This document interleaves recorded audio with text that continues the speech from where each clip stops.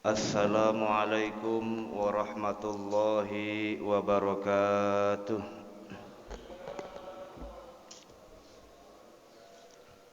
Alhamdulillah, alhamdulillahi rabbil alamin wal aqibatu lil muttaqin wala udwana illa 'alal zalimin.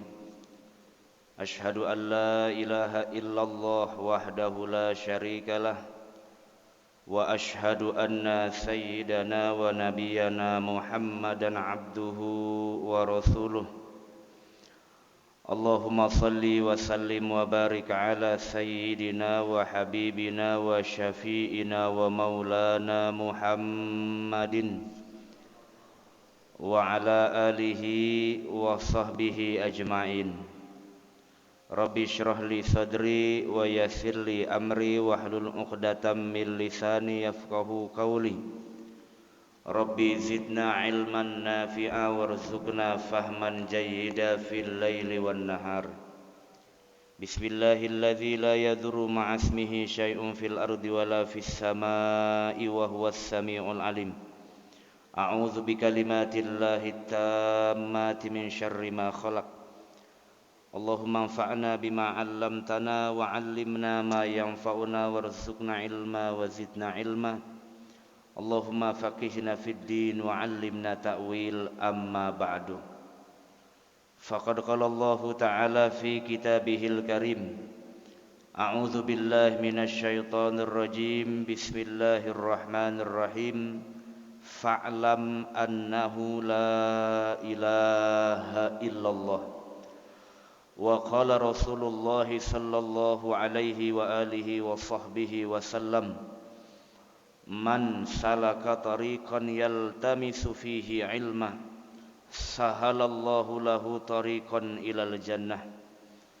Wa qala aidan fi ba'di riwayatih, ma jalasa qaumun majlisan yadhkuruna allaha fihi illa haffathumul malaikah wa ghasyiyatuhumur rahmah wa dzakarahumullahu fi man indah. Shadaqallahul azim. Para jamaah sekalian, jamaah salat subuh dan juga kajian ahad subuh Masjid Quba yang insyaallah pada kesempatan pagi yang mulia ini kita dengan niat yang baik semata-mata adalah karena bentuk ketaatan kita kepada Allah, yaitu melaksanakan ibadah salat subuh berjamaah, dilanjutkan dengan ibadah yang tidak kalah pentingnya yang hukumnya juga fardu ain, yaitu thalabul ilmi. Semoga segala bentuk pengabdian ibadah kita senantiasa diterima oleh Allah Subhanahu wa taala.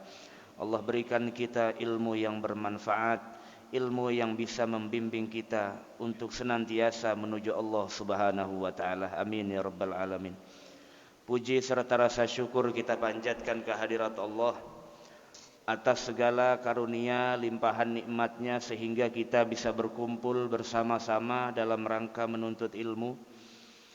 Mudah-mudahan segala bentuk karunia nikmat sehat kita masih diberikan iman Islam oleh Allah Subhanahu wa taala mampu kita pelihara, kita jaga untuk bisa dipotensikan kepada amal-amal yang baik, untuk bisa berbekal kepada Allah Subhanahu wa taala nanti dengan bekal takwa di sisi Allah Subhanahu wa taala. Amin ya rabbal alamin. Salawat teriring salam yang selalu kita lantunkan kepada Sayyidul Mawjud, baginda Rasul Nabi besar Muhammad sallallahu alaihi wasallam. Mudah-mudahan kita selaku umatnya di akhir zaman ini yang senantiasa berpegang teguh kepada ajaran serta sunnahnya, mudah-mudahan pada hari akhir nanti kita senantiasa mendapatkan syafaat dari baginda Rasul Nabi besar Muhammad sallallahu alaihi wasallam. Para jamaah sekalian yang insyaallah dirahmati oleh Allah Subhanahu wa taala, pada pagi yang mulia ini insyaallah kita akan membahas masih berkaitan tema tentang akidah atau ilmu tauhid. Dan tema yang akan kita bahas pada kesempatan pagi hari ini adalah persoalan tentang ayat dan hadis-hadis Nabi yang berbicara tentang sifat-sifat Allah Subhanahu wa taala. Sebetulnya sudah banyak para ulama menulis buku tentang tema ini. Paling tidak ada ulama generasi awal yang menulis buku judulnya Al-Asma' was Sifat, yaitu Imam Al-Baihaqi yang menulis As-Sunan Al-Kubra. Imam Al-Baihaqi menulis buku yang menjelaskan tentang asma dan juga sifat-sifat Allah Subhanahu wa taala. Kemudian banyak dilanjutkan oleh para ulama setelahnya yang banyak menulis tentang bagaimana sebetulnya pemahaman tentang nama-nama dan juga sifat-sifat Allah Subhanahu wa taala. Ini juga masih banyak persoalan sebetulnya. Apakah yang disebut nama itu sifat atau bukan? Ataukah yang disebut atau sifat dengan isim, dengan nama itu nafsul makna atau syai'ani mukhtalifani, dua perkara yang berbeda. Tapi paling tidak secara prinsip Allah Subhanahu wa taala sudah memberikan deskripsi dalam Al-Qur'an, walillahil asmaul husna fad'uhu biha. Bagi Allah punya nama-nama yang baik. Mohonlah kepada Allah dengan nama-nama yang bagus itu. Karena nama-nama itu merupakan tauqifi, wahyu dari Allah Subhanahu wa taala, bukan buatan Nabi besar Muhammad sallallahu alaihi wasallam, apalagi cuma sekedar dongeng. Itu memang sifatnya wahyu dari Allah, supaya hambanya ini tidak jenuh. Kenalnya hanya nama Ismul Jalalah saja, Allah saja.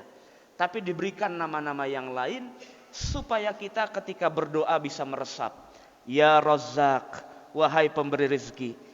Itu. Ya Manan, wahai yang memberi karunia. Begitu. Jadi supaya kita bisa meresapi setiap permohonan kita kepada Allah Subhanahu wa taala. Paling tidak Allah tuh tahu betul bagaimana kondisi kita, kejenuhan kita. Apalagi manusia diciptakan Allah Subhanahu wa taala banyak sekali ujiannya. Belum ujian syahwat yang harus dikendalikan, apalagi ujian setan yang kadang-kadang manusia sama setan udah berkawan, susah bedainnya. Nah ini yang kadang-kadang tugas kita, bagaimana supaya kita bisa meminimalisir potensi syahwat dalam hati dan juga maqaid atau maqaid syaitan, ajakan-ajakan setan yang biasanya sering menjerat manusia. Khususnya dalam konteks ibadah kita kepada Allah Subhanahu wa taala. Ini para jamaah sekalian yang dirahmati Allah. Nah, kita akan bahas ini bukan persoalan perbedaan antara isim dengan nama, tidak. Paling tidak kita akan samakan persepsi bahwa yang dimaksud dengan sifat dan isim atau nama itu secara substansi sama. Paling tidak manusia kenal Allah melalui itu. Kalau kenal secara personal saya rasa sok kenal, bukan kenal betulan. Karena antara kita dengan Allah begitu jauh. Tapi terkadang Allah juga katakan bahwa Allah sangat dekat secara batin. Kalau manusia setiap ibadah menghadirkan hatinya, hati itu kan wadah iman yang sering dilirik Allah. Maka kalau dia ibadah menghadirkan hatinya semata-mata karena Allah, tawajuhnya karena Allah, nanti akan merasakan bagaimana Allah dekat itu. Dekat bukan dalam arti masafah, jarak, ya. Wasjud waqtarib. Sujud mendekatlah kepada Allah. Maksudnya hati kita merasakan kita dekat kepada Allah Subhanahu wa taala. Bukan berarti dekatnya saya seperti dekatnya gelas ini, bukan. Ya. Kalau seperti itu nanti seolah-olah deskripsi kita, karena kita ini manusia nggak bisa lepas dari teks, Pak. Itu kita akui. Bahasa itu simbol. Dan bahasa itu diciptakan untuk dialog. Paling tidak untuk manusia. Yang kita pahami kata-kata iktaroba, waqtarib, itu dekat. Nanti yang terkonsep dalam pikiran manusia akan seperti itu. Wah, berarti Allah ada di tanah. Waliyazubillah min zalik. Nanti kita akan jelaskan. Kita tidak akan menyudutkan satu kelompok, enggak. Buat saya itu pemahaman anak-anak lah. Ngaji udah lama-lama masih nyalain orang aja. Yang paling tidak kita menghormati bahwa ada banyak perbedaan di kalangan ulama. Ini hal yang boleh diikhtilafkan, Pak. Ada juga yang tidak boleh diikhtilafkan. Contoh, boleh nggak kita berbeda Allah Maha Esa? Ya nggak boleh. Oh saya mah tafsiran saya Allah Esa, tapi tafsiran saya Allah dua. Ya nggak boleh. Itu tidak boleh dibedakan itu. Nggak boleh perbedaan tafsir ada dalam persoalan sifat Esanya Tuhan. Jadi persoalan qul huwallahu ahad la ilaha illa huwa itu nggak boleh berbeda. Tapi dalam konteks lain yang dibukakan ruang oleh Allah supaya ulul albab, para cendekiawan, para ulama bisa terlihat otoritasnya dalam memahami Quran dan hadis, maka dipersilakan. Jadi kira-kira persoalan begini mah nggak sampai kita diseret-seret masuk neraka, enggak.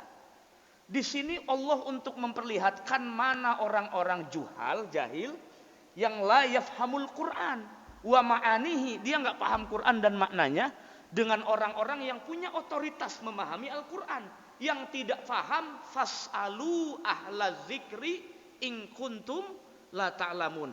Kalau tidak mengerti tanya dengan yang ahli. Karena kalau tidak ahli, idza wusidal amru ila ghairi ahli fantaziri sa'ah, tinggal tunggu masa kehancurannya. Kalau orang yang tidak mengerti satu ayat, tidak mengerti satu persoalan, dia bahas panjang lebar. Kadang-kadang dalam agama ini diem juga jadi ibadah. Makanya orang semakin banyak ibadah, semakin dia zuhud. Zuhud itu dalam arti asketik, tidak terlalu tertarik dengan urusan duniawi. Ya, maka semakin dikit kalamnya. Karena Rasulullah mengatakan man kasuro kalamu, orang yang banyak cakap di luar persoalan yang dia tidak paham, kasuro sakotuhu, pasti banyak tergelincir dan banyak dosanya. Ini juga termasuk ada ibadah namanya ibadah diam. Ada persoalan di mana kita harus bicara kalau itu benar dan banyak disepakati. Karena kalau ada kebenaran kitanya diam, itu berarti fa innahu syaitonun ahras. Itu berarti setan yang sedang bisu. Karena kita ini kuntum khaira ummah ukhrijat linnas. Kita ini generasi terbaik yang dikeluarkan, yang diutus oleh Allah Subhanahu wa taala, karena nabi yang mulia semata-mata punya tupoksi antara lain ta'muruna bil ma'ruf wa tanhauna 'anil munkar, mengajak kepada yang ma'ruf dan juga mencegah, menghalang-halangi, melarang kepada yang mungkarat, mukhalafat yang bisa melencengkan kita dari jalan Allah Subhanahu wa ta'ala. Ini para jamaah sekalian yang dirahmati Allah.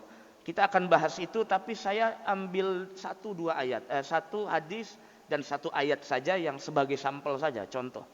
Ya, contoh bahwa ini diperdebatkan oleh para ulama dan menurut saya biasa saja. Orang awam nggak usah pusing, ikuti mana yang kamu mau.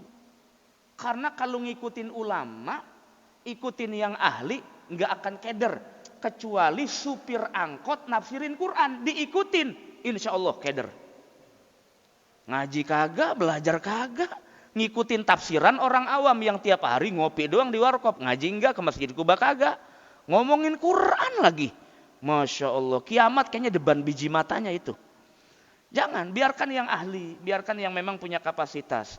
Yang tidak, kita ittiba, mengikuti ulama sama seperti kita mengikuti Nabi besar Muhammad sallallahu alaihi wasallam, karena ilmunya diwariskan. Agama ini sanad, Pak. Nabi mengajarkan sahabat, sahabat mengajarkan tabi'in. Itu namanya sanad.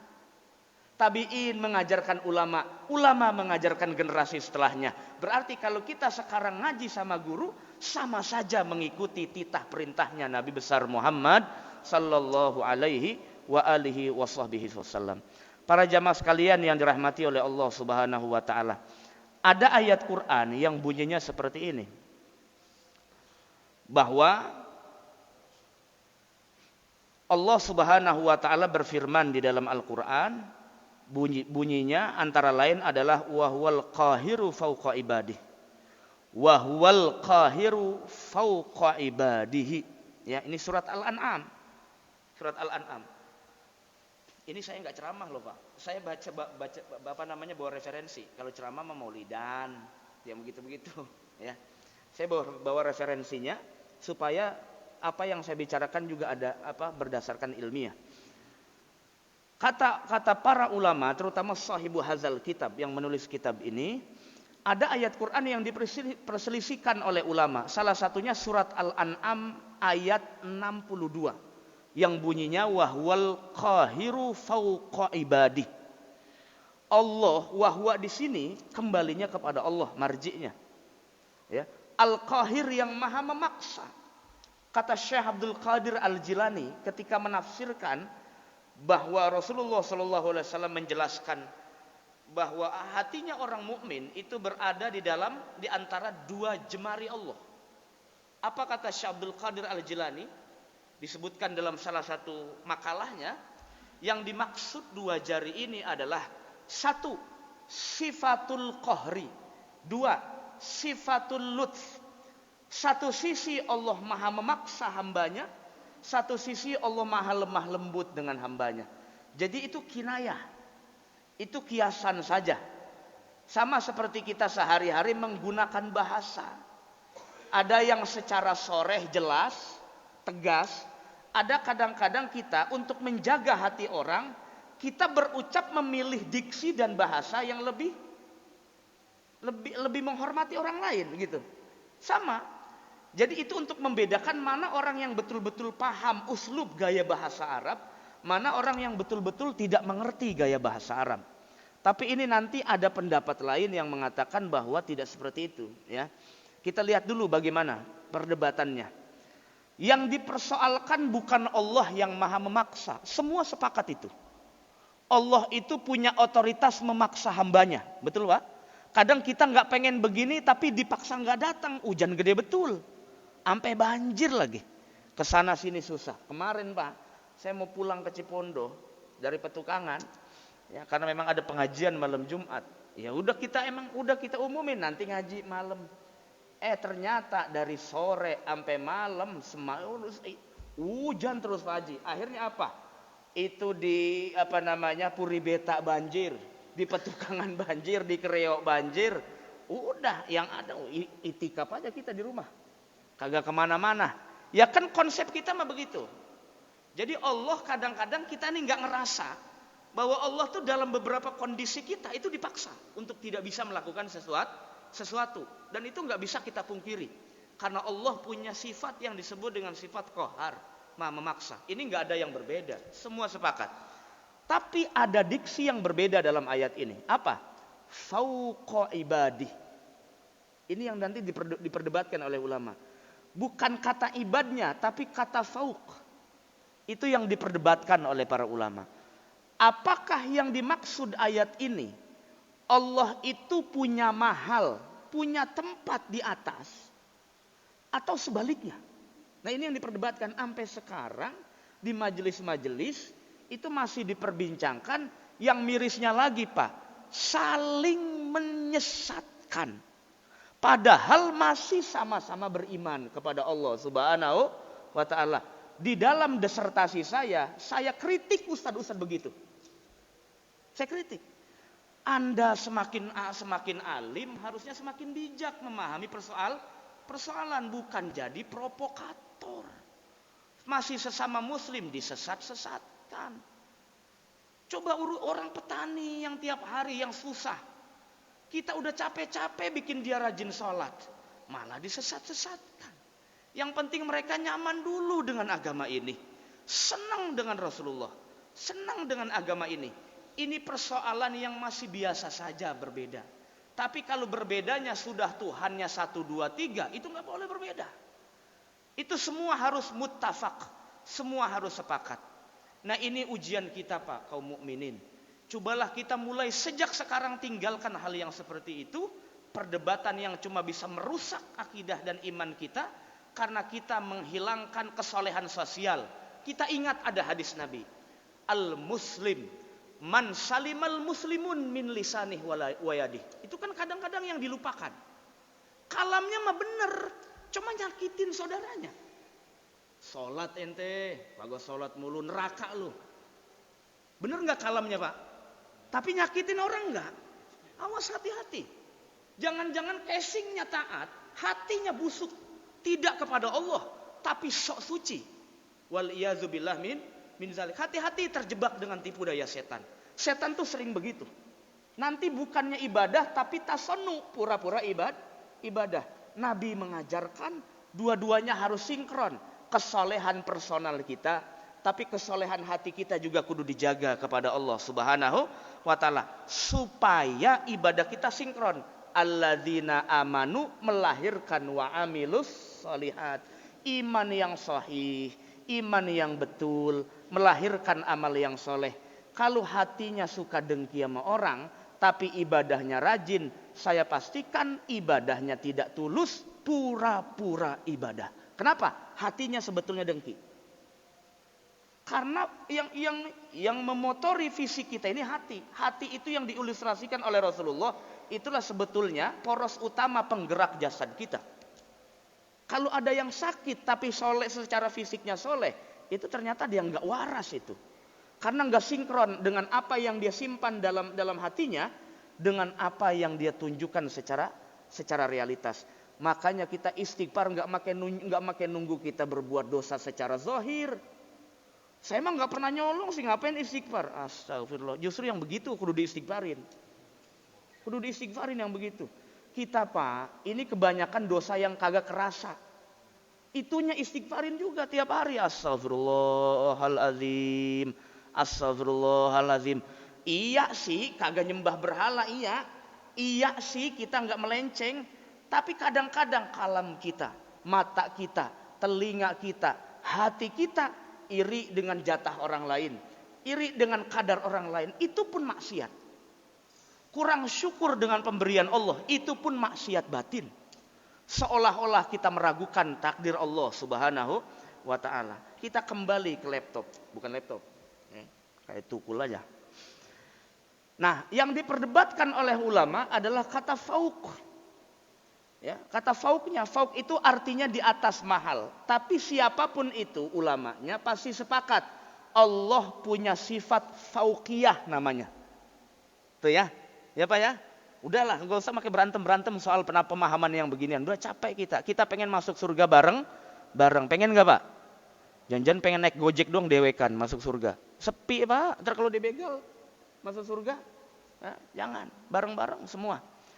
Nah, semua sepakat bahwa fauqiyah itu sifatnya Allah Subhanahu wa ta'ala. Cuma berbeda pemahaman tafsir. Itu aja bedanya. Yang pertama, satu. I'lam anna lafzah fauk. Lapad fauk dalam bahasa Arab kalau secara literal artinya di atas, menunjukkan kata tempat. Fi kalamil Arab dalam bahasa Arab tusta'malu bima'nal haizil ali. Jadi kata fauk itu dalam bahasa Arab biasanya digunakan untuk menunjukkan kata tempat yang ali, tinggi. Haiz itu kalau bahasa Indonesianya artinya ruang. Tapi juga terkait dengan waktu. Tapi al-ali yang tinggi. Ya, fauk. Artinya al-ali yang tinggi. Itu satu. Tapi ada makna lain. Wa bimakna rutbatil aliyah. Kadang-kadang kata fauko juga diartikan sebagai ar-rutbatul aliyah. Rutbah itu artinya kedudukan, pangkat yang tinggi. Itulah kenapa dalam bahasa Arab Pak, kamus nggak ada yang tipis. Kalau kamus bahasa Indonesia mungkin ada yang segini, ada yang 500 halaman atau berapa halaman.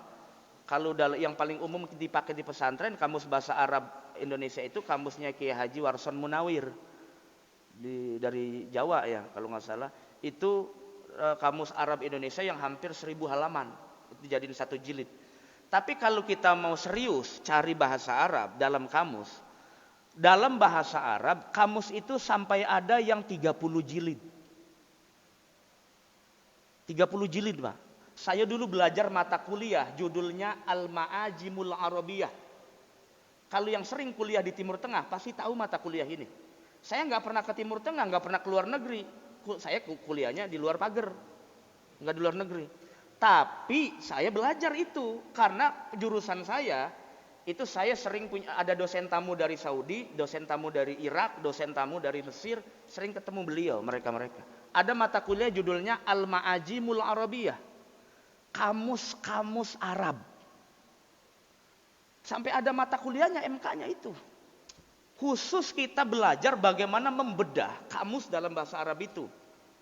Karena kita ini mahasiswa studi Islam, jadi diajarkan cara membedah kamus-kamus bahasa Arab.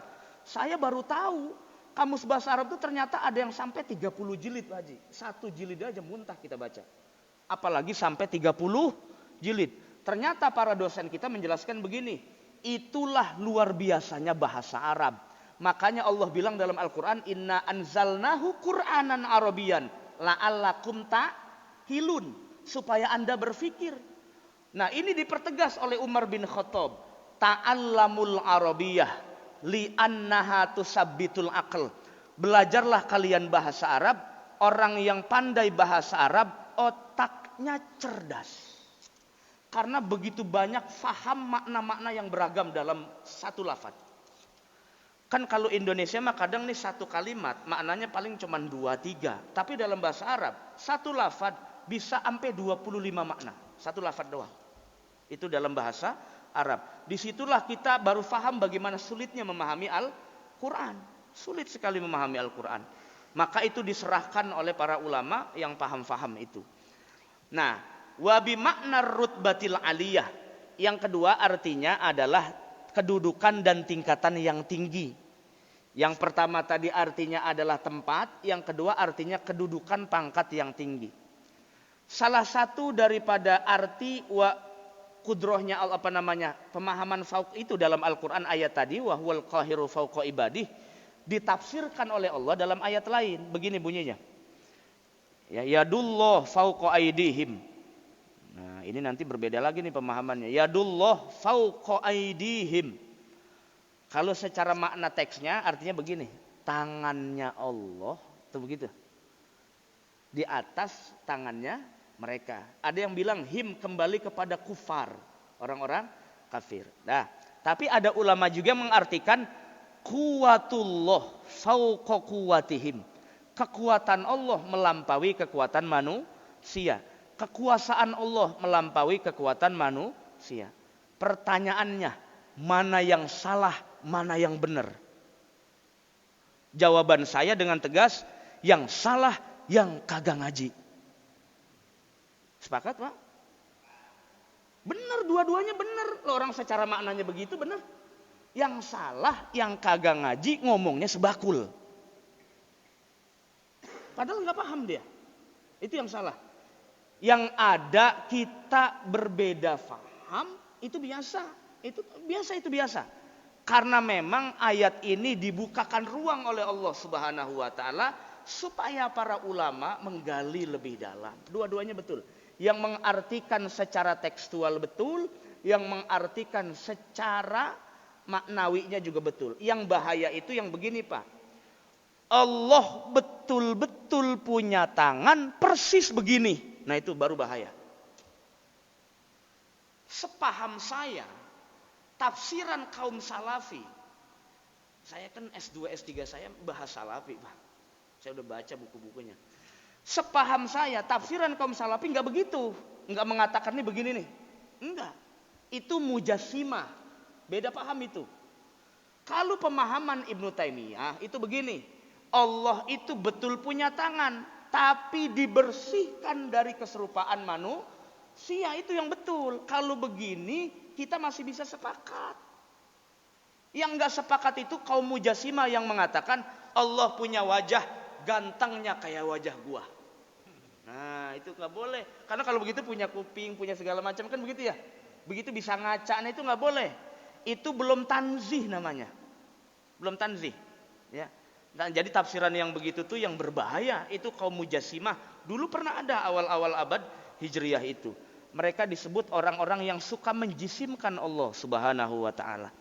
Nah, wahwal qahiru fauqa ibadih. Nah, sekarang kita lihat ayat yang pertama tadi, wahwal qahiru fauqa ibadih, ditafsirkan dengan ayat yang tadi, yadullah fauqa aidihim. Ini saya kayak ngajar tafsir ya. Padahal bukan ngajar tafsir ini, Pak. Ini karena ini pemahaman akidah, tapi kaitannya dengan ayat Quran langsung. Ayat yang tadi dikaitkan dalam ilmu tafsir ada 4 metodologi tafsir. 1, tafsirul ayat bil ayat namanya. Menafsirkan satu ayat dengan ayat yang lain. Yang kedua, tafsirul ayat bil akhbar. menafsirkan ayat dengan hadis Nabi. Yang ketiga, tafsirul ayat bil asar, menafsirkan ayat dengan pendapat sahabat. Yang keempat, tafsirul ayat biqaulit tabi'in, menafsirkan ayat dengan ucapan tabi'in. Ini yang enggak sepakat ulama. Karena tabi'in jaraknya terlalu jauh dengan Rasulullah. Kalau sahabat ngajinya langsung dengan Nabi besar Muhammad sallallahu alaihi wasallam. Kalau tabi'in kan enggak ketemu. Maka ulama ahli tafsir, kalau yang tiga mah kata mukhtalaf.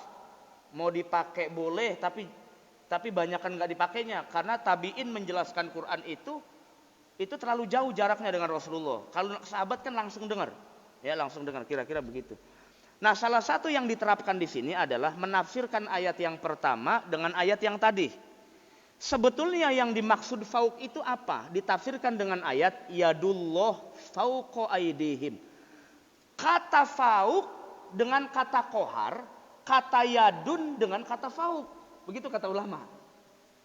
Ini kan nisbatnya beda. Satu sisi Allah bilang, saya maha memaksa, disebut kata fauqa. Ayat lain bilang, Allah punya tangan, dikaitkan dengan kata fauq. Nah, ini sebetulnya menimbulkan beda makna.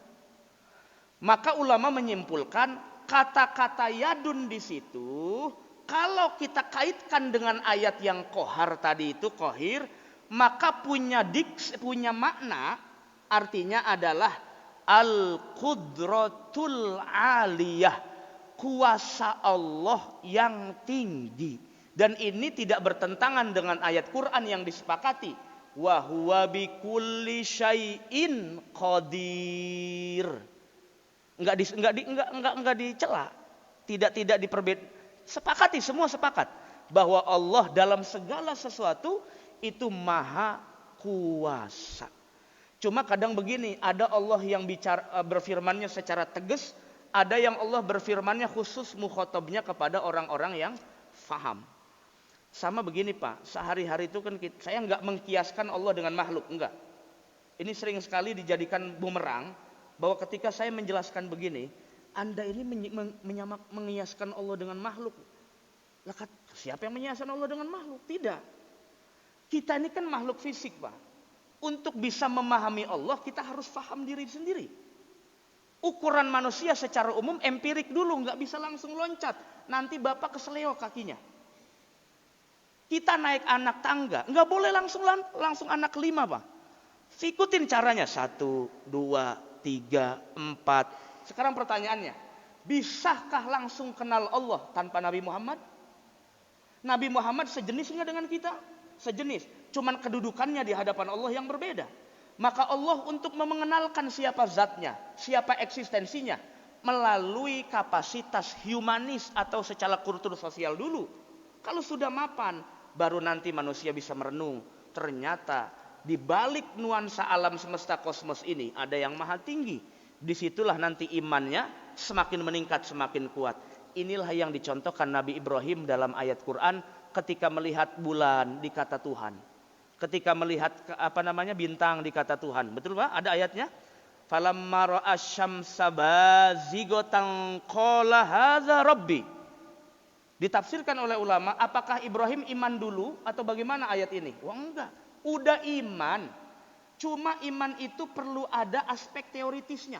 Makrifat namanya kalau bahasa sederhana. Iman yang tidak ada ilmu lebih cenderung keseret kepada persoalan kufur daripada iman yang berilmu. Maka pentingnya orang muslim menuntut ilmu itu begitu Pak. Penting sekali, Masya Allah. Kata Sayyidina Ali karamallahu wajhah, la aduwa a'da fil Islam illal jahal. Tidak ada musuh yang wajib diperangi dalam agama ini kecuali melawan kebodohan kita sendiri. Karena kita beribadah kalau hanya membawa kebodohan akan ditolak oleh Allah Subhanahu. Semalam saya ceramah di Grendeng, Karawaci. Itu saya bicara maulid, nggak bicara banyak-banyak. Karena orang awam biasanya kita sampaikan saja yang penting manfaat tiap hari. Kita ada amalan tambahan, itu saja yang saya sampaikan. Sama saya sangat pesan sekali. Karena biasanya saya kalau ngisi begitu Pak, di musola atau di majelis taklim. Saya pesan sekali majelis taklim jangan sampai sepi. Masa guru banyak orang yang ngaji cuma 2 mata. 2 mata kan berarti 1 orang. Ya, itu privat apa ngaji? Main catur katanya. Ya. Masa yang ngaji cuma 2 orang, masjidnya banyak, udah cakep. Sekarang masjid cakep-cakep loh Pak, yang ngajinya dikit. Padahal masjidnya banyak cakep-cakep. Ini ujian kita kaum muslimin. Harusnya spiritnya bukan cuma spirit membangun masjid. Kalau bangun masjid semuanya ayo bapak-bapak sekarang kita kerja bakti. Ujug-ujug tuh apalagi ada makanan. Waduh, rame banget ada es. Ya kan? Pas giliran ayo bapak-bapak ngaji sholat berjamaah. Dulu Tad masih ada besok sih hari. Nah, beda lagi urusannya. Ya, jadi inilah yang sering saya katakan bahwa orang kalau punya ilmu semuanya mudah Pak. Nggak ada yang sulit. Ya, nggak ada yang sulit. Dan ilmu itu nanti jadi hidayah kita kepada Allah Subhanahu wa ta'ala. Karena kalau tidak ada itu, bekal kita sulit sekali kayaknya. Orang yang berilmu saja belum dijamin oleh Allah. Apalagi orang yang tidak berilmu. Masya Allah, saya nggak bisa bayangkan karena Rasulullah punya fungsi 2 sebagai seorang Rasul dan Nabi. 1, membereskan akhlak manusia bangsa Arab pada saat itu. Ya, yang kedua, mengajarkan para sahabat ilmu. Diisi. Ada satu kesempatan bisa diisi. Ada satu kesempatan ada halaqah diisi. Maka Nabi dalam riwayat Imam Nawawi pernah mengatakan begini. Ada taman surga di dunia ini. Bapak pernah dengar hadis begitu? Wa mariyadul jannah ya Rasulullah. Apakah taman surga yang di bumi? Emang ada taman surga di bumi ini? Ada. Jawaban Nabi apa? Hilakuz zikr. Halaqah perkumpulan di mana kita banyak mengingat Allah Subhanahu. Kalau bahasa Cipondohnya majelis taklim. Itu bahasa gampangnya Mak. Kalau bahasa Arabnya halaqah zikir, halaqah ilmu, halaqah ilmiah. Nah itu kalau bahasa ininya. Kita lanjut. Para jamaah sekalian yang dirahmati Allah Subhanahu wa taala. Fa inna qarinata dzikril qahr yadullu ala dzalik. Karena indikasi ada kata qahar dan kata fauq dalam ayat yang pertama itu menunjukkan bahwa secara mafhumnya Allah itu pengen menunjukkan saya lebih kuasa dari makhluk. Saya lebih kuasa dari orang kafir. Saya lebih punya otoritas daripada mereka.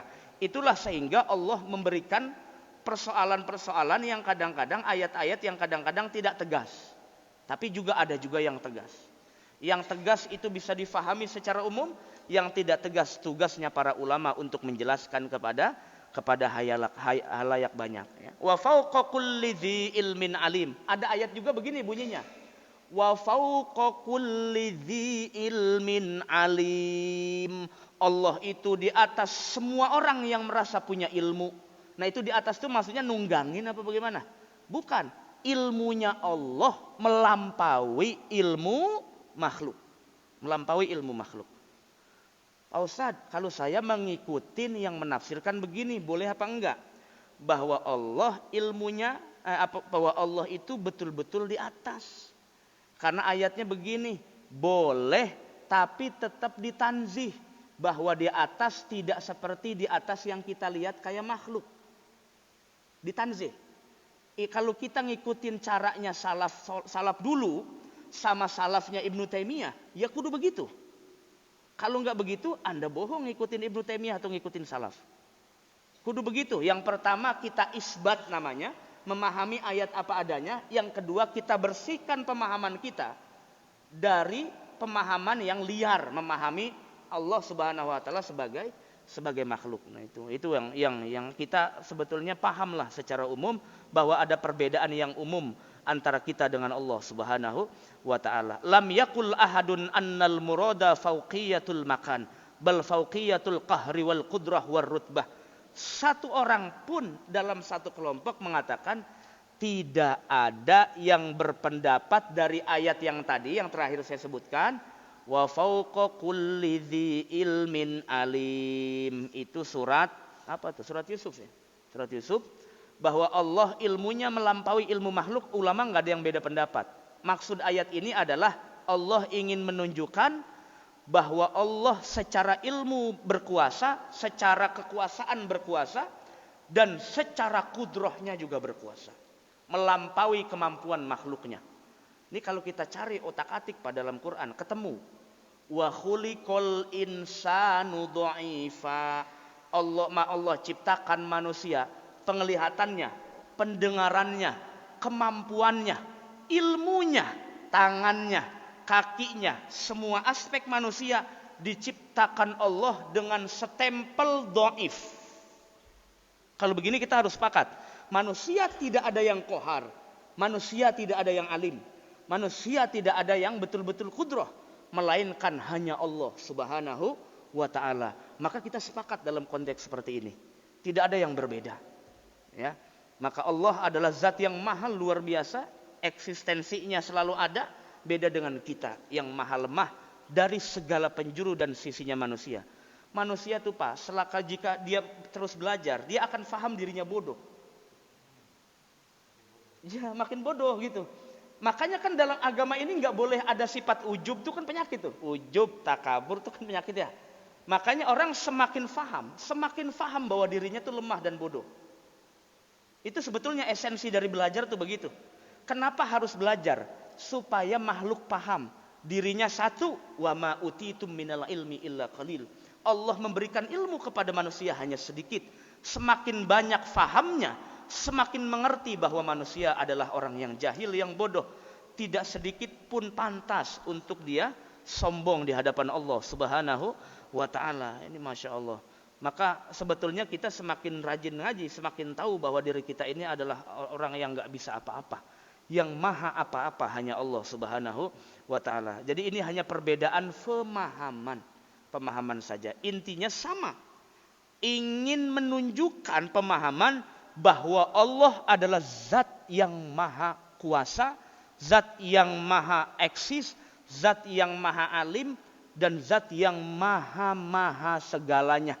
Yang jelas bukan mahasiswa. Yang maha juga kan. Mahasiswa, mahasantri. Kalau dulu di Ciputat ada mahasantri. Jadi dulu ada mahad hadis di sana, Darus Sunnah. Saya juga pernah beberapa ikut talaki di situ, ikut halakoh kajian kutubus sittah ya di Ciputat itu disebutnya mahad Darus Sunnah. Nyebutnya bukan santri, mahasantri. Karena yang ngaji pada mahasiswa semua, begitu. Jadi disebutnya mahasantri. Kalau masih SMP SMA santri. Kalau sudah kuliah mahasantri. Kalau udah jadi dosen nggak tahu dah saya apa tuh sebutannya. Hah? Guru santri. Para jamaah sekalian yang dirahmati oleh Allah Subhanahu wa taala. Nah, ini satu ayat itu tadi, ya. Sebetulnya masih banyak yang lain, cuman saya kasih sampel satu aja itu. Ya.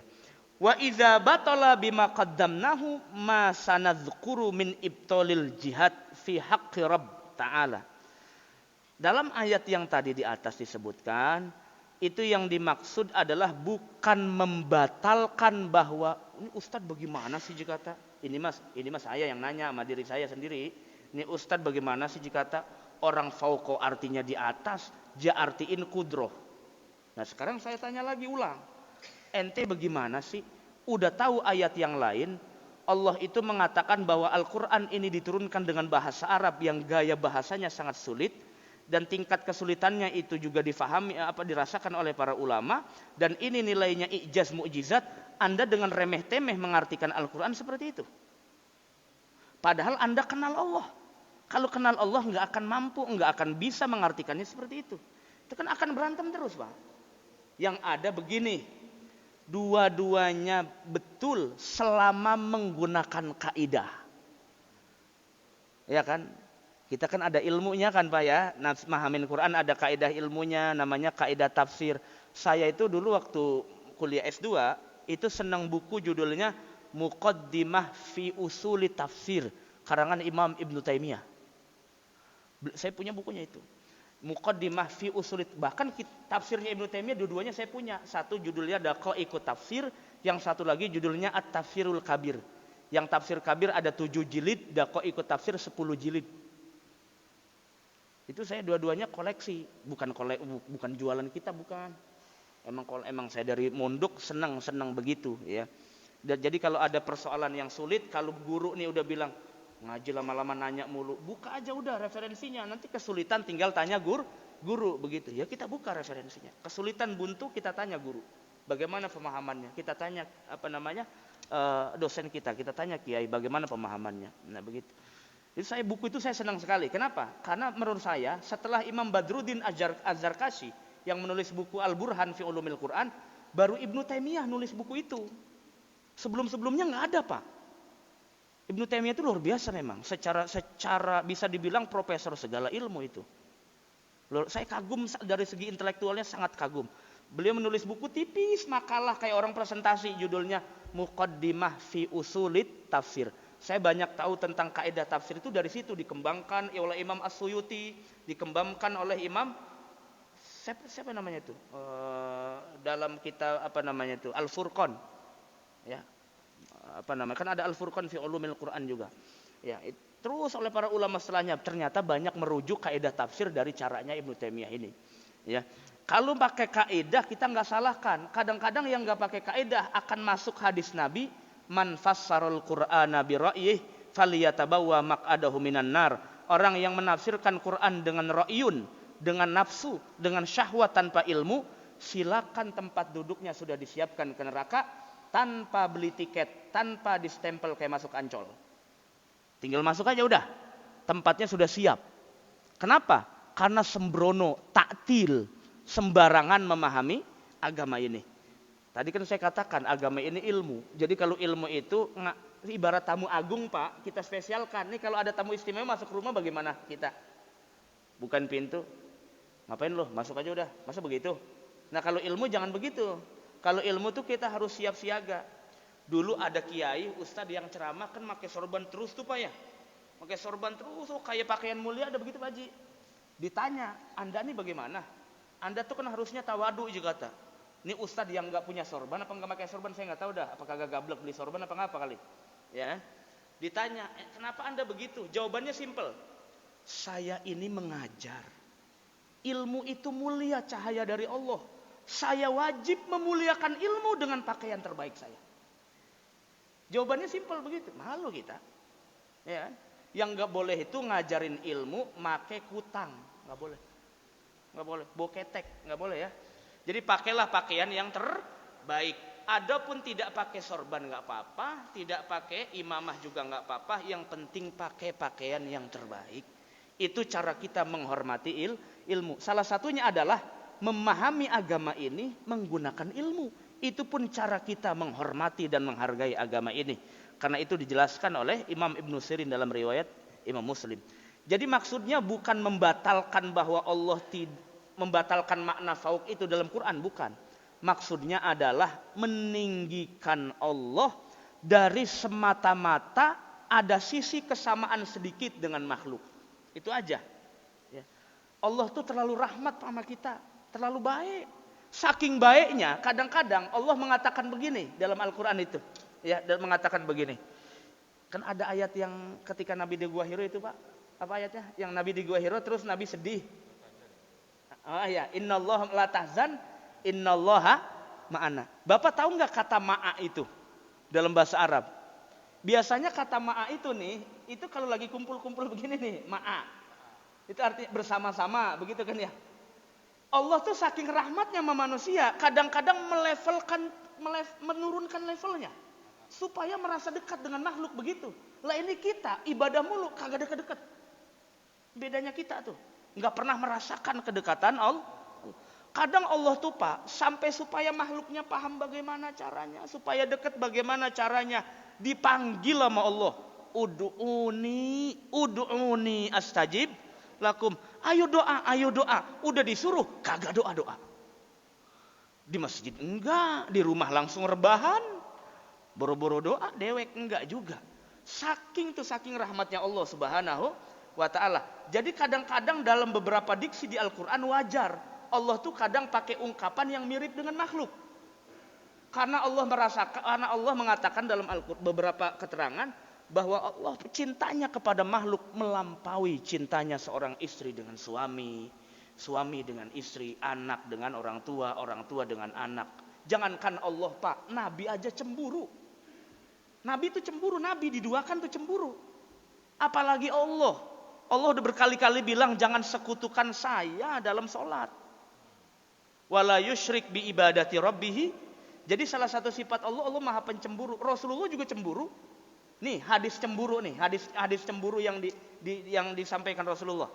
La yu'minu ahadukum hatta akuna ahabba ilaihi min walidihi wa waladihi wan nasi ajmain. Ini buat saya hadis cemburu ini. Karena Nabi bilang begini, bohong imannya seseorang kalau dia lebih cinta istri dan suami ketimbang saya. Cemburu nggak itu? Cemburu itu. Kata Nabi, bohong imannya seseorang kalau dia lebih cinta kekasihnya daripada cinta kepada saya. Itu Rasulullah. Kalau Anda cinta kepada saya, insya Allah mahabbahnya Allah itu buka lebar itu. Kul in kuntum tuhibbunallah fattabi'uni yuhibbukumullah. Kalau Rasulullah saja begitu, bagaimana yang maha menciptakan Nabi mulia, Nabi besar Muhammad sallallahu alaihi wasallam, yaitu Allah subhanahu wa ta'ala azza min qail jalla jalaluh. Ini para jamaah sekalian yang dirahmati Allah subhanahu wa ta'ala, tetap maknanya begitu, tapi pakai makna yang beda doang. Kelompok yang satu bilang saya pakai makna ini nggak apa-apa ya Ustadz, nggak apa-apa. Yang satu saya pakai makna yang esoterik. Esoterik itu makna majaz. Boleh apa enggak? Boleh. Yang enggak boleh itu Anda membatalkan seutuhnya makna Quran. Karena Quran itu lafaz dan maknanya langsung dari Allah Subhanahu wa ta'ala. Tapi kalau makna yang hakikinya, hakiki betul nih, nggak ada yang tahu. Yang tahu cuma Allah Subhanahu wa ta'ala. Makanya Bapak kalau belajar tafsir, itu pasti di akhir tafsir ada bunyi begini. Wallahu a'lamu bimuradih. Itu sebetulnya adab. Ada para ulama ketika nafsirkan Quran, di bawahnya nih dia bilang begini, wallahu a'lamu bimuradihi bizalik. Hanya Allah yang a'lam, lebih tahu bagaimana makna yang sebenarnya. Manusia hanya dibukakan ruang berlomba-lomba untuk senantiasa memahami dan mentadaburkan Al-Quran. Nanti tinggal Allah yang menilai. Maka saya sering bilang begitu Pak, Anda nggak usah ragu dengan faham yang Anda ikuti, nggak usah ragu. Tunjukkan saja, presentasikan nanti di hadapan Allah Subhanahu wa ta'ala. Kita berlomba-lomba saja dalam kebaikan. Nggak boleh sikut sana, sikut sini, nanti jadikan juruhan. Kita udah bersedih persoalan itu Pak. Kagak dewasa-dewasa kita ini. Makanya nggak pernah masuk Piala Dunia, Piala RT aja berantem mulu. Masya Allah, Robi korbannya banyak betul. Ini udah tragedi ke dunia kedua setelah di Peru. Saya ini kan begini-begini penikmat bola Pak. Main mah enggak doyan, main mah. Tapi kalau pengamat ya berarti. Saya tuh pelatih klub Eropa semua hafal tuh kalau saya sebutin tuh. Dari Munchen saya hafal. Dari Manchester City ya saya hafal. Ya, sampai saya kadang-kadang saya bilang, tuh AC Milan tahun 2000-an ke atas itu sering berjaya dalam Liga Champion karena berkat dilatih oleh Profesor Dr. Din Samsudin. Saya bilang. Pada bingung dia, loh kok Din Samsudin ngelatih AC Milan? Enggak, karena Profesor Din Samsudin dosen saya mirip Carlo Ancelotti. Saya bilang. Mirip enggak? Saya bilang mirip amat nih orang. Pelatih Liverpool yang sekarang nih Pak, itu mirip Haris Azhari itu. Coba lihat mukanya. Saya ini pengamat pelatih juga. Saya hafal loh, saya hafal itu Liverpool peringkat berapa, MU peringkat berapa, hafal Pak. Ya. Jadi biar dianggap kagak enggak ini banget gitu, enggak kuper. Ya, tetap saya nonton bola juga sama. Yang enggak boleh tuh nonton bola terus enggak subuh. Itu enggak boleh, kagak sholat subuh. Tapi kalau nonton bola aja sholat subuh juga bagus, apalagi pakai witir dulu. Bagus enggak Pak? Bagus. Jadi tetap dunianya enjoy aja udah. Kenapa sih pusing-pusing banget hidup ini? Ya nikmatin aja udah, ya. Terlalu religius banget juga salah, terlalu dunia banget juga belangsak. Nikmati aja yang difasilitasi oleh Allah Subhanahu. Jadi Bapak jangan bayangkan gimana saya ke Tangerang City pakai lepis. Ya pernah juga saya jadi waktu mahasiswa pakai lepis. Ini mah karena udah di rumah aja celananya pada hilang, jadi pakai sarung mulu. Ya. Celananya pada hilang, dasar santri kadang-kadang jangan ngaku sama orang tuanya, "Mak, sarung saya hilang." Padahal mah enggak ada yang hilang, Pak, enggak ada. Jatuh, dicuci ini jatuh.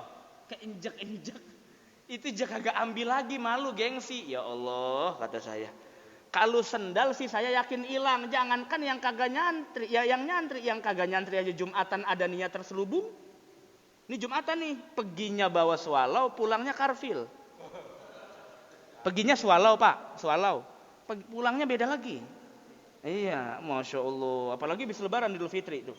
Idul Fitri beda tuh. Ya, jadi ada yang motifnya betul-betul lil ke masjid itu betul-betul memakmurkan masjid, innama ya'muru masajidallah. Ada yang benar-benar litolabil sendal, ada aja itu.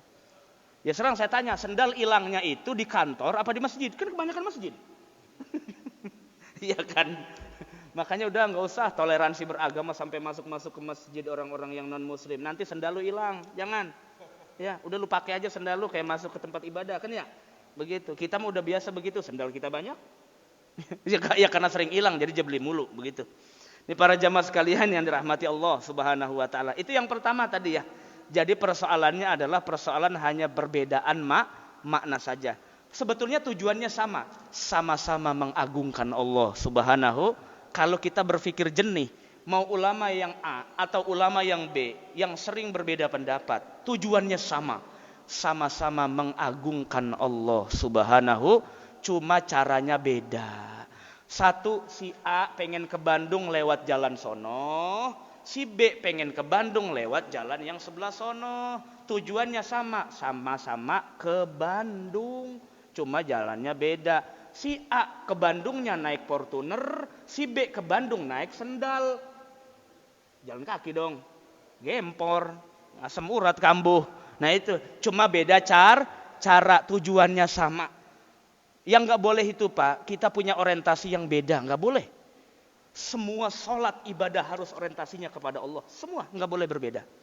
Ya nggak boleh untuk makhluk, nggak boleh untuk siapa saja, semua karena Allah Subhanahu wa taala. Yaitu nggak boleh kita beda-bedakan, semuanya sama, harus orientasinya kepada Allah Subhanahu wa taala. Yang kedua, hadis, ini contoh hadisnya Pak. Bapak pernah dengar hadis begini? Innallaha khalaqa Adam ala suratihi. Allah menciptakan Nabi Adam dalam bentuknya Allah. Nah kalau begitu nanti orang mikirnya liar nih. Dia kata, wah Nabi Adam berarti bentuknya kayak Allah. Begitu. Nah di sini perbedaannya memahami domir dalam tadi itu. Fi suratihi, kan dalam bahasa Arab ada domir. Domir itu nanti kembali kemana maknanya. Nah ini perbedaannya di sini saja. Di sini saja perbedaan. Sama seperti Nabi pernah bilang begini. Ra'aitu Rabbi fi ahsanis surah. Nabi pernah bilang begitu. Saya pernah melihat Tuhan saya, rupanya indah, bagus begitu. Itu Nabi pernah bilang begitu di hadis. Nah, ini yang hadis ini nanti kita kita jelaskan. Dua hadis ini sama maknanya. Satu, Nabi mengatakan saya pernah bertemu dengan Allah, ternyata rupanya begitu indah. Hadis yang satu mengatakan Allah menciptakan Adam bentuknya sama seperti Allah. Nah ini kan bermasalah bukan bermasalah. Bermasalah buat orang awam, tidak bermasalah buat orang yang faham. Yang bermasalahnya buat orang awam saja, takut bahaya ya difahaminya. Nah dijelaskan oleh para ulama ada dua makna. Satu, yang dimaksud daripada hadis tadi, fi suratihi itu atau ala suratihi menggunakan huruf jar, domir di situ kembalinya kepada Adam. Bukan kepada Allah. Jadi Allah menciptakan Nabi Adam sebagaimana bentuk Adam, begitu. Ya bentuk Adam ya kayak manusia begini gitu. Ada yang mengatakan begini. Allah menciptakan Nabi Adam sebagaimana bentuk Allah. Nah, yang begini yang diperdebatkan oleh ulama. Kalau yang tadi enggak berbeda. Yang berbeda nih yang kedua tadi. Nah, cara penyelesaiannya bagaimana? Penyelesaiannya adalah kita tidak memahami maksud Allah sama dengan Allah dalam arti Allah. Paham gak Pak ini kata-kata saya? Ya, kita tidak memahami bahwa yang dimaksud Allah adalah Allah sedang menyamakan Nabi Adam sebagaimana hakikat Allah. Enggak. Nah itu enggak ya. Kita sepakat enggak semua makhluk ini dari Allah? Sepakat? Nah, ulama menjelaskan yang dimaksud sabda Nabi tadi itu maksudnya adalah Allah ingin menunjukkan bahwa Nabi Adam Abal Bashar itu lahir diciptakan oleh Allah. Bukan bentuknya mirip Allah Subhanahu wa ta'ala. Sama seperti saya bilang begini. Nah ini saya buat sebagaimana selera saya. Sebetulnya bahasa gampangnya begitu. Ini saya ciptakan mirip saya. Mirip itu Pak, bisa punya makna banyak. Bisa dalam arti selera saya, maunya saya, atau segala macam tuh begitu tuh. Nah jadi kemudian dijelaskan oleh ulama, Allah menciptakan Adam ya begitu, punya wajah, punya tangan, sehingga Allah katakan laqad khalaqnal insana fi ahsanit taqwim. Mau bagaimanapun Allah ciptakan manusia, dia anak cucunya Adam, pasti diciptakan dalam keadaan ahsan, yang paling baik di sisi Allah Subhanahu wa taala. Jadi penyelesaian maknanya begitu. Yang Allah maksud dalam hadis Nabi itu, kalau kata para ulama adalah Allah ciptakan Adam sebagaimana kemauan Allah, bukan sebagaimana bentuknya Allah Subhanahu wa taala. Allah ciptakannya begini, ya begitu. Dari tulang rusuk diciptakan istrinya Hawa. Kemudian juga diterus ada berkembang biak sampai kepada kita sebagai Bani Adam atau cucunya Adam alaihissalam. Nah inilah para jamaah sekalian yang kemudian dipelintir oleh sebagian kalangan atau kaum mujassimah yang mengatakan bahwa Allah Subhanahu wa taala itu ternyata mirip dengan Nabi Adam. Oh enggak seperti itu, enggak. Kita sepakat bahwa Allah punya sifat yang namanya sifat surah. Itu sepakat. Tapi untuk hakikatnya bagaimana?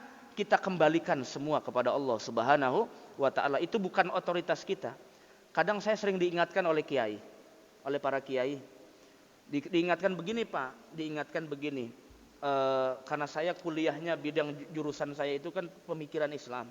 Jadi kadang-kadang sering bersentuhan dengan pikiran-pikiran yang dalam tanda kutip, saya bilang dalam tanda kutip, ateis liberal, gitu ya, dalam tanda kutip. Karena memang kita mau nggak mau harus baca bacaan itu. Karena kalau kita nggak berani baca-baca, kita hanya selama ini tuduhan saja, fitnah. Kita harus baca, kita dalemin buku dia. Saya Pak, kalau di sini diminta menjelaskan Mu'tazilah, saya bisa seperti orang Mu'tazilah. Karena saya baca buku-bukunya itu. Tapi kita juga semakin paham bagaimana lemahnya dalil mereka, begitu. Saya bisa menjelaskan Ahmadi secara dalam-dalamnya karena saya punya tafsirnya, saya punya bukunya, saya pernah berdialog langsung dengan murabinya waktu itu. Sampai ketika saya pulang ke rumah, itu ditegur oleh orang tua saya. Hati-hati, dari mana loh? Dia kata. Sono dari Parung, ngapain? Diskusi sama murabi Ahmadi. Ngapain diskusi? Dapat tugas mata kuliah ilmu akidah, teologi, aliran. Saya ditugaskan oleh dosen untuk berdialog tentang konsep kenabian oleh mereka. Bukan jamaahnya Pak, langsung murabi kiainya. Ini kita teman-teman dari UIN diutus 2 orang. Kebetulan yang diutusnya sama-sama santri. Kalau santri kan punya basic, punya dasarnya pengetahuan. Kita diutus 2 santri. Diutus kita berdialog dengan mereka tentang konsep ayat nubuah dan segala macam. Yang pada intinya mereka lebih kalem, nggak kayak dulu terang-terangan. Tapi tetap sama begitu, nggak berubah pemahamannya. Nggak berubah pemahamannya, tetap begitu. Cuman lebih ngambil kalem aja, ya, jalan hati-hati. Saya pulang oleh-oleh dikasih tafsir itu Pak. Judulnya tafsir Quran itu udah terjemah dari bahasa Urdu. Dari bahasa Urdu udah terjemah. Ya, kan ada yang Qadian, ada yang Lahore kan ya. Nah yang saya punya tuh yang Qadian. Lahorenya juga saya punya. Saya udak-udak di Jakarta, ada pusatnya.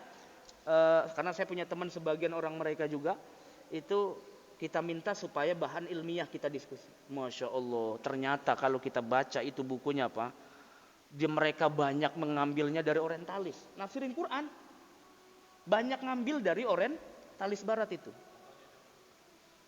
Ya, terutama persoalan akidah. Jadi mereka ngambil dari orang-orang orientalis seperti Ini kan di Jepang ada orientalis yang hafal Quran Pak, namanya Toshihiko Isuzu. Bukan Isuzu Panther, itu mobil.